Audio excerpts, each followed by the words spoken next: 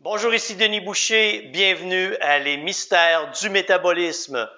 Dans cet épisode, je vous parle de la manière dont nos pensées influencent notre métabolisme. Dans le premier épisode, j'ai tenté de vous faire comprendre que l'analyse du métabolisme, la compréhension du métabolisme va bien plus loin que le simple nombre de calories à travers lequel on exprime le métabolisme. Exemple, 1600 calories par jour. C'est comme ça en général qu'on exprime le métabolisme, mais en arrière-plan, ce qui nous intéresse vraiment, c'est la manière dont notre métabolisme réagit aux différentes demandes que nous lui imposons, les demandes physiques et les demandes mentales. Et aujourd'hui, nous nous intéressons à la nature des demandes mentales et à leur influence sur le métabolisme. Penser. Pour tout le monde, une pensée, c'est quelque chose d'abstrait, de totalement libre de toute demande quelconque, ça vient, ça existe quelque part, bref, c'est difficilement définissable. Mais en réalité, chaque pensée est générée par votre cerveau. Votre cerveau, en fait le mien également, ne représente que 2% du poids de votre corps. Mais à lui seul, votre cerveau requiert au minimum 20% de votre énergie totale au quotidien. Et lorsqu'il est en situation de demande, d'apprentissage, de surcharge de travail mental, cette demande peut monter jusqu'à 30%. Donc, si vous avez un métabolisme de 2000 calories par jour au repos, 400 calories sont attribuées au minimum à votre cerveau et votre cerveau peut en exiger jusqu'à 600 dans une même journée.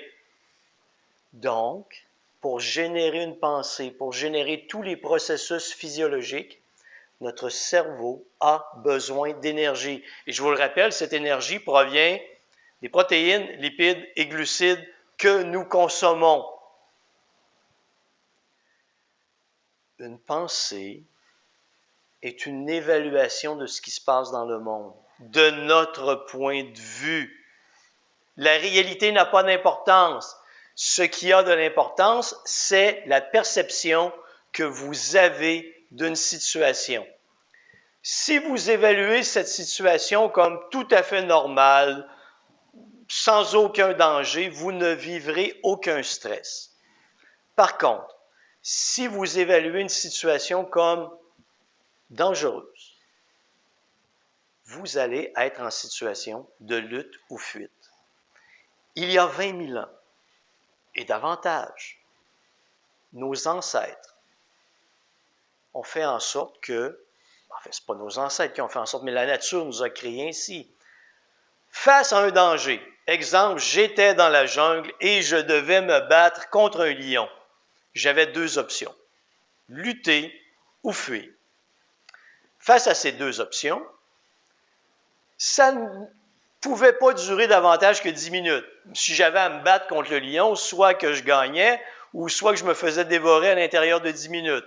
Si je me sauvais, possiblement qu'à l'intérieur de 10 minutes, j'allais être assez loin pour que le lion m'oublie, ou le lion a réussi à m'attraper et, encore une fois, c'en était fini pour moi. Enfin, pour mon ancêtre. Lutte ou fuite. Notre corps est équipé, en général, pour affronter le stress pendant une dizaine de minutes. Mais aujourd'hui, imaginons que vous êtes au travail, que vous détestez votre travail, que ça va mal au travail, que vous avez une surcharge de travail qui dure depuis des semaines, voire des mois. Vous ne pouvez ni lutter, c'est-à-dire, je ne sais pas moi, frapper quelqu'un au travail parce que vous en avez assez qu'il vous demande trop de travail, ou fuir, c'est-à-dire donner votre démission parce que vous avez des factures à payer à la fin du mois et que ça vous prend un travail. Donc, qu'est-ce qu'on fait? On entre en inhibition de l'action. On endure. On endure et on endure. Tout ceci nous place dans une situation où notre corps est constamment en situation de lutte ou fuite. Quand on est en situation de lutte ou fuite, écoutez bien attentivement, écoute bien attentivement. Lorsque notre cerveau perçoit un danger, et je dis bien perçoit un danger, parce que c'est la perception qui compte. Un exemple bien simple. Sur mon bureau, tu es à côté de moi, sur mon bureau, passe une toute petite araignée.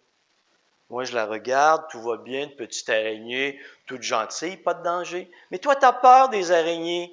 Il y a peu de danger que l'araignée commune te saute dessus, te morde et que tu en meurs. Mais dans ton esprit, la petite araignée commune est un danger majeur. Donc, tu entres en situation de lutte ou fuite. Qu'est-ce que tu veux faire? Tu veux te sauver. Mais pour te sauver, qu'as-tu besoin? Tu as besoin d'un afflux en énergie rapide. Donc, ton corps produit une quantité d'adrénaline importante afin que ton cœur augmente sa fréquence cardiaque. Ton système nerveux aussi contribue à l'augmentation de ta fréquence cardiaque. Tout ceci pour pomper davantage de sang à tes muscles avec de l'oxygène pour que tu puisses brûler des glucides parce que ton corps t'envoie une surcharge de glucides à ce moment, source d'énergie très rapides à utiliser qui te permettent de prendre tes jambes à ton cou. Mais tu vas me dire, Denis, mais je suis dans une situation où je pars à courir, je fais comme de l'exercice, c'est tout à fait normal, mais qu'est-ce qui se passe quand je suis assis? En laboratoire, je me suis amusé à stresser certains de mes clients. Exemple, je les installe avec un analyseur de gaz respiratoire, ce qui me permet d'analyser la consommation d'oxygène, l'expiration de CO2 et de déterminer quelle source d'énergie la personne utilise. Normalement, vous et moi, au repos, pendant que nous sommes assis, on brûle des lipides si nous ne sommes pas sous stress. Par contre, si je te demande de me lister, de m'indiquer la chose qui te stresse le plus actuellement, tu me donnes le petit papier. Je t'installe sur mon analyseur de gaz respiratoire pendant que tu es assis. Et je te mesure calmement et je vois que tu brûles les lipides. Et tout d'un coup, je me mets à te parler de la situation qui te stresse. Si tu embarques dans la situation qui te stresse et que ça vient vraiment te chercher, qu'est-ce que je vais voir? Tu vas passer instantanément de l'utilisation des lipides à l'utilisation des glucides. Et à l'effort, il y a un ratio que j'observe, le ratio de CO2 expiré sur l'oxygène consommé. Et lorsque ce ratio arrive à 1,15, je sais que tu es en situation d'effort maximal. Mais en situation de stress, tu es en position assise. Je te demande de penser à quelque chose qui te stresse. Et qu'est-ce que je vois? Tu passes de l'utilisation des lipides jusqu'à l'utilisation des glucides à un ratio de 1,15. Tu es assis et tu es en situation d'effort maximal. Parce que le stress te place en situation de lutte ou fuite. Mais tu ne peux lutter ou fuir. Alors, qu'est-ce que tu fais? Tu restes en position assise. Exemple, dans ton quotidien, tu affrontes la situation minute après minute, jour après jour, semaine après semaine, mois après mois. Et donc, tu te lèves le matin, tu es déjà stressé, tu perçois un danger, une situation exigeante pour toi pour le reste de la journée.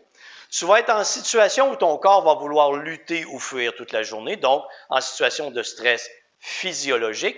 Tu vas vider tes réserves de glucides parce que ton corps te demande plein de ces beaux glucides pour pouvoir lutter ou fuir. Mais toi, tu inhibes l'action. Tu restes comme ça, t'endures et t'endures. Tu arrives chez toi, à la fin de la journée, tu es épuisé. Et tu te dis, pourquoi j'ai passé ma journée au bureau, pas tranquille, en position assise la plupart du temps au bureau. Je n'ai fait que répondre à des demandes, des urgences, du travail à gauche, à droite, etc. Je me suis inquiété toute la journée et j'arrive, je suis épuisé comme si j'avais couru un marathon. Mais en fait, physiologiquement, tu as couru un marathon. Tu es passé 8 heures au bureau et la majeure partie de ces heures, tu les as passées en situation de stress et tu as tenté d'étouffer le stress. Tu n'as pas pu faire ce que physiologiquement tu aurais dû faire si tu avais été comme ton ancêtre, lutter ou fuir. Notre perception des choses, notre façon de penser a une influence directe sur notre métabolisme et donc en conséquence sur les réserves énergétiques que nous allons utiliser. Alors je te replace dans un contexte absurde.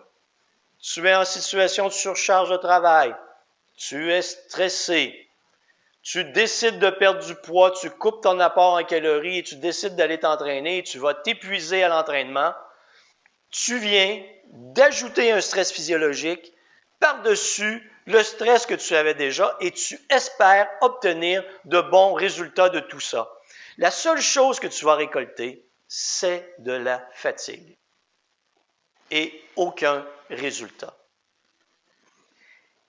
Et dans tout le travail que je suggère de faire aux gens, d'accomplir, c'est de faire un travail sur soi-même. Face à des situations où le stress est important, je peux toujours critiquer ce qui se présente à moi. Mais je peux aussi faire le travail de dire, est-ce que je peux percevoir la situation autrement? Est-ce que je peux changer, modifier certaines de mes habitudes qui vont faire en sorte que je vais ressentir moins de charge mentale et moins de stress? Je suis en train de vous dire que le contrôle que vous pouvez avoir, c'est un contrôle sur vous-même, sur votre perception de la situation, sur votre manière de vous comporter, sur votre manière de réagir et sur votre manière d'organiser le travail. Notre première réaction est de répondre aux urgences parce que nous sommes conditionnés comme ça. Lutte ou fuite. Sentiment d'urgence interne, on part en trombe, on veut tout accomplir, tout réaliser et on voit le travail s'accumuler, les charges s'accumuler et on perd le fil de l'essentiel. Tout ce qu'on a, c'est ce sentiment d'urgence interne qui est en réalité, dans bien des cas, quelque chose de perçu, sur lequel on peut avoir un contrôle, pas un contrôle parfait, mais sur lequel on peut avoir un contrôle si on se met à inverser notre analyse des choses. Qu'est-ce que je peux faire personnellement pour changer la perception, avoir un meilleur contrôle de la situation, mieux réagir aux demandes, mieux les organiser et éviter chaque fois de penser que je dois tout accomplir à une vitesse extraordinairement rapide en tout temps, mais on n'y arrive pas. Il va toujours y avoir du travail, il va toujours y avoir des demandes. Il faut que l'on puisse vraiment nous-mêmes modifier notre perception si on veut améliorer notre métabolisme.